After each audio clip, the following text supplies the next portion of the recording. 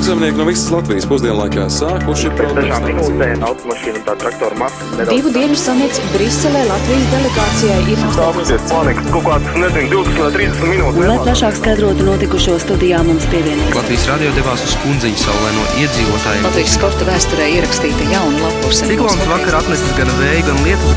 Новости. Итоговый выпуск. По полной.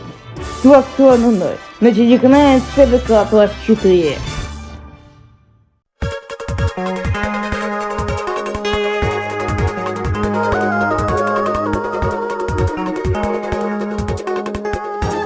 ЦВК-24. Смотрите во всех новостях. Телеканал ЦВК-24.